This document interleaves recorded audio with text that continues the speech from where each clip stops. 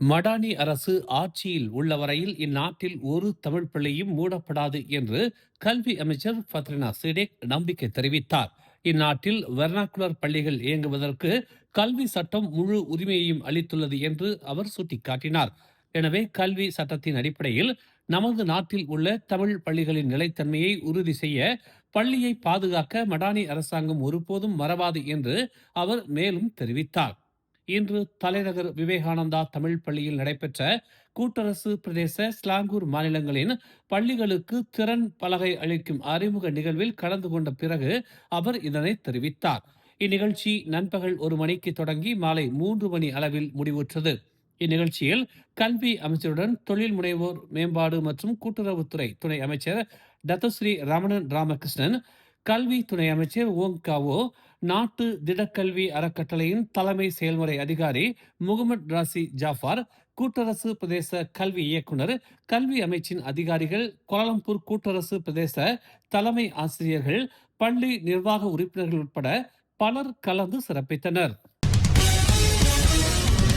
நாடாளுமன்ற மற்றும் சட்டமன்ற உறுப்பினராக இருந்த புக் முக்தார் ராடின் இறந்ததை தொடர்ந்து கினாபத்தங்கான் நாடாளுமன்ற தொகுதி மற்றும் லாமாக் சட்டமன்ற தொகுதிக்கான இடைத்தேர்தல்களுக்கான முக்கிய தேதிகளை தீர்மானிக்க தேர்தல் ஆணையம் டிசம்பர் 18ஆம் தேதி கூடும் என்று தெரிவித்துள்ளது.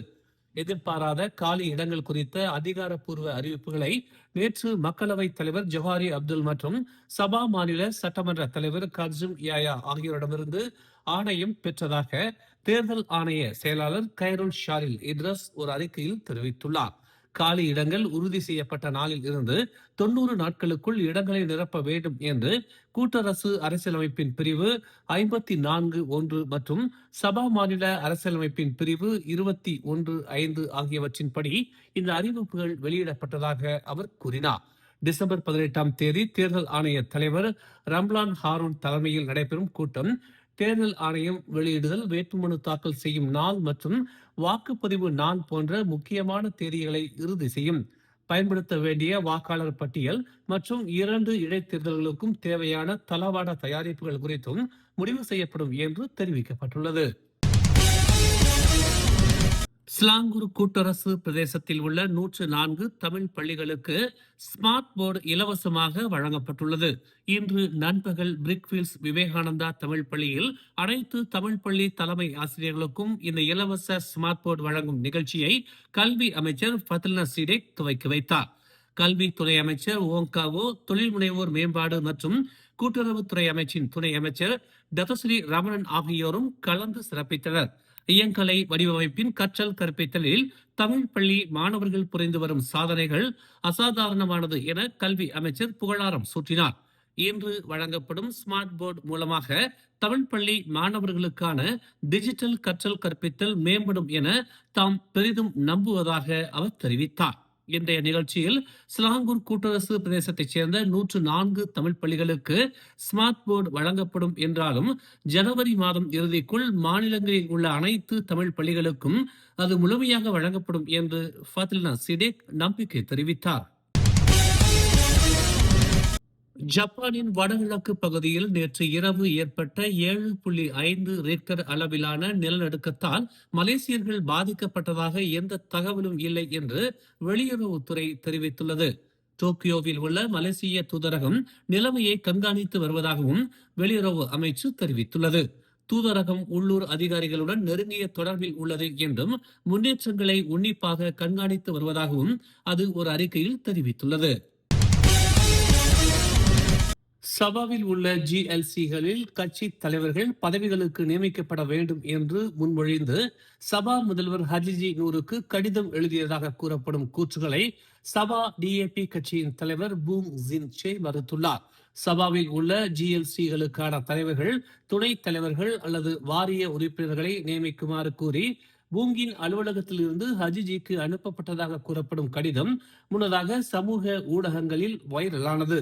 இன்று ஒரு அறிக்கையில் சம்பந்தப்பட்ட அந்த கடிதத்தில் அவரது கையொப்பம் அல்லது அதிகாரப்பூர்வ முத்திரை இல்லை என்று அவர் கூறினார். கடந்த ஞாயிற்றுக்கிழமை நடந்த ஒரு கூட்டத்தின் போது சபா DAP மாநில அரசாங்கத்தில் சேர விரும்பவில்லை என்பதை மீண்டும் உறுதிப்படுத்தியது குறிப்பிடத்தக்கது. தாய்லாந்து எல்லையில் இருந்து கிள்ளான் பள்ளத்தாக்குக்குள் ஆவணமற்ற புலம்பெயர்ந்தோரை கடத்திச் சென்ற மார்க் செரோ என்று அழைக்கப்படும் மலேசியரால் நடத்தப்படுவதாக கூறப்படும் ஒரு கும்பல் முறியடிக்கப்பட்டது. அமலாக்க குழுக்கள் ஒரு பொது வாகன நிறுத்தும் இடத்தில் திடீர் தாக்குதல் நடத்தி புலம்பெயர்ந்தோரை ஏற்றிச் சென்றதாக சந்தேகிக்கப்படும் 8 வாகனங்களை சோதனையிட்டதாக துறை இயக்குனர் டத்தோ ஜக்காரியா சபான் கூறினார்.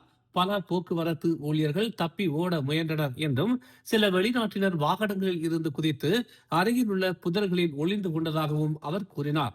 ஆனால் அவர்கள் பின்னர் பிடிபட்டதாக ஒரு அறிக்கையில் தெரிவித்தார். மார்க் சரோ என்று அழைக்கப்படும் சூத்திரதாரி உட்பட 3 மலேசிய ஆடவர்கள் மற்றும் போக்குவரத்து நிபுணர் என்று நம்பப்படும் ஒரு மியான்மர் நாட்டு பிரஜை கைது செய்யப்பட்டதாக அவர் கூறினார். 22 ஆண்கள், 12 பெண்கள் மற்றும் 5 வயது சிறுமி உட்பட 35 மியான்மர் நாட்டவர்கள் கைது செய்யப்பட்டனர். 8 வாகனங்களும் 3 மொபைல் போன்களும் பறிமுதல் செய்யப்பட்டன. அமைச்சரவை மாற்றம் குறித்து தனக்கு எந்த தகவலும் தெரிவிக்கப்படவில்லை என்று தொழில் முனைவோர் மேம்பாடு மற்றும் கூட்டுறவுத்துறை துணை அமைச்சர் டதஸ்ரீ ஆர் ரமணன் தெரிவித்துள்ளார். மறு சீரமைப்பில் சாத்தியமான நபராக வதந்தி பரப்பப்பட்ட ரமணன் இது போன்ற திட்டங்கள் குறித்து பிரதமர் டதஸ்ரீ அன்வார் இப்ராஹிமிடமிருந்து எந்த தகவலும் கிடைக்கவில்லை என்று கூறினார். சாத்தியமான மறு சீரமைப்பு குறித்து தமக்கு எதுவும் கூறப்படவில்லை என்று அவர் தெரிவித்தார். ஆனால் இப்போதைக்கு பிரதமர் சரியான நேரத்தில் அல்லது அவர் பொருத்தமாக நினைக்கும் போது அறிவிப்பை வெளியிட அனுமதிப்பது நல்லது என்று தாம் நினைப்பதாக ஸ்மார்ட் போர்டு முயற்சியை தொடங்கிய பின்னர் செய்தியாளர்கள் மத்தியில் அவர் இதனை தெரிவித்தார். தற்போதுள்ள காலி இடங்களை நிரப்புவதற்கான சாத்தியமான அமைச்சரவை மாற்றத்திற்கு முன்னதாக குறிப்பிடப்படும் குறிப்பிடத்தக்க பெயர்களில் PKR உதவித் தலைவருமான ரமணனும் ஒருவர் என்பது குறிப்பிடத்தக்கது. இருப்பினும் தற்போதைய காலி இடங்கள் மட்டுமே நிரப்பப்பட வாய்ப்புள்ளது என்றும் இந்த நேரத்தில் ஒரு பெரிய மாற்றம் எதிர்பார்க்கப்படவில்லை என்றும் அன்வார் சுட்டிக்காட்டியுள்ளார். சரவா மேரி நியா செபுபுக் ஜான் பினரங்கன் அருகே இன்று காலை வெள்ளத்தில் சிக்கிய வாகனத்தில் இருந்து 4 ஆடவர்கள் மீட்கப்பட்டனர். சரவா தீயணைப்பு மற்றும் மீட்புத்துறை செயல்பாட்டு மையத்திற்கு காலை 9:09 மணிக்கு பேரிடர் அழைப்பு வந்ததாகவும் பத்துனியா நிலையத்திலிருந்து 5 தீயணைப்பு வீரர்கள் மீட்பு பணியில் ஈடுபட்டதாகவும் தெரிவிக்கப்பட்டுள்ளது. மூத்த தீயணைப்பு அதிகாரி அவாங் அஸ்மான் தலைமையில் குழு சம்பவ இடத்திற்கு சென்றது. அங்கு 28 முதல் 44 வயதுடைய ஆடவர்கள் தங்கள் வாகனத்தின் கூரையில் சிக்கி தவிப்பதை அவர்கள் கண்டனர். 3 உள்ளூர்வாசிகள் மற்றும் ஒரு இந்தோனேசிய நாட்டவர் அடங்கிய குழு வேகமாக நகரும் வெள்ளத்தால் சூழப்பட்டது. தீயணைப்பு வீரர்கள் ஒரு படகு மூலம் 4 நபர்களையும் வெற்றிகரமாக வெளியேற்றினர். மேலும் செய்திகளை தெரிந்து கொள்ள தமிழ் மலர் இணையதளம், தமிழ் மலர் செயலி மற்றும் மலர் டிவி யூடியூப் சேனலை வலம் வாருங்கள். எங்களோடு இணைந்திருக்க மலர் டிவியை பதிவு செய்து கொள்ளுங்கள். உறவுகள் மகிழ்ந்திட விருப்பம் மற்றும் பகிர்வு சேவையை சொடுக்கிடுங்கள்.